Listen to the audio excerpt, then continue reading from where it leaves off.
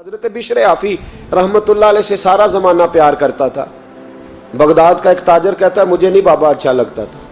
ہمارا اپنا اپنا ذہن ہے نا، ہم کہتے ہیں میں نے جدھر ساری دنیا جا رہی ہے وہاں نہیں جانا، کہتے ہیں کہ وہ بابا مجھے نہیں اچھا لگتا تھا، حالانکہ سارا بغداد عزت کرتا۔ کیوں نہیں اچھا لگتا تھا؟ کہتے ہیں اس لیے کہ بابا نہ صرف فرض مسجد میں پڑھتا تھا، باقی نماز گھر جا کے۔ تو میں کہتا تھا اتنا ولی ہے تو باقی بھی مسجد میں پڑھے۔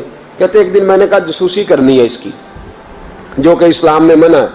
کہتے حضرت بشر آفی رحمتullah علیہ نے جمعے کے فرض پڑھے، فرض پڑھ کے نکل گئے دوڑ کے۔ فرماتے میں پیچھے ہو گیا، میں نے کہا آج میں نے سنتیں چھوڑ دی ہیں پر اس کا پتہ کرنا ہے، سنت نفل بعد میں پڑھوں گا۔ کہتے ہیں حضرت بشر آفی جلدی سے نا ایک کباب والی دکان پہ گئے، وہاں سے کباب خریدے، اور میں نے کہا بوڑھے کی عمر دیکھو اور اس کے ذائقے دیکھو، اس عمر میں بھی کباب کھائے گا۔ اوئے ہوئے، مولوی کو روٹی نے ستایا تھا، اس لیے سنت اور نفل چھوڑ آیا ہے۔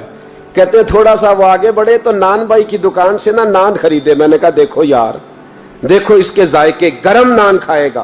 بہت سارے لوگ بغداد میں رات کی روٹی کھاتے پر یہ گرم کھاتا ہے۔ کہتے ہیں حضرت وہ نان اور کباب لے کے نا جنگل کی طرف مڑے تو میرے دل میں خیال آیا یار بڑا ہی اس آدمی کا عجیب ذہن ہے، یہ اب سبزے پہ بیٹھ کے یہاں موج کرے گا، کھائے پیے گا، اور سنت نفل چھوڑ دی، اللہ ہزاروں مرید ہیں۔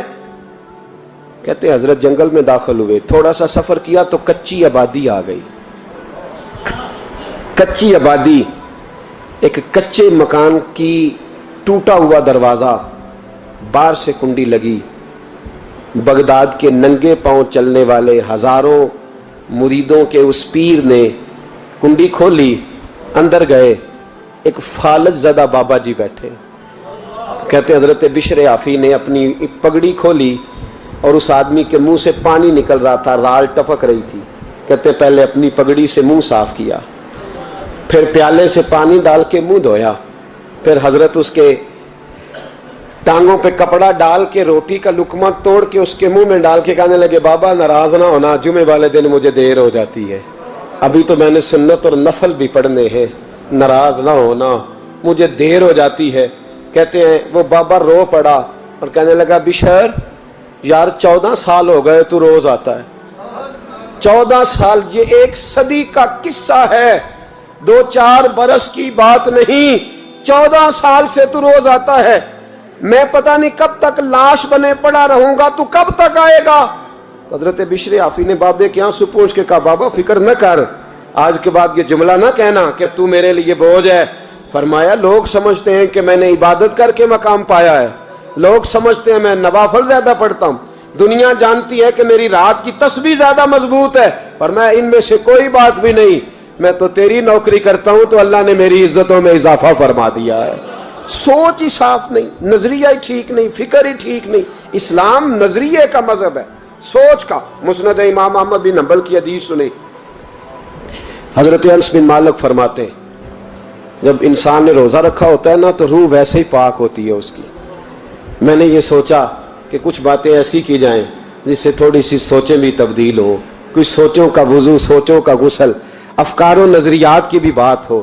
ہم سمجھتے ہیں کہ شاید کثرت عبادت اصل ہے۔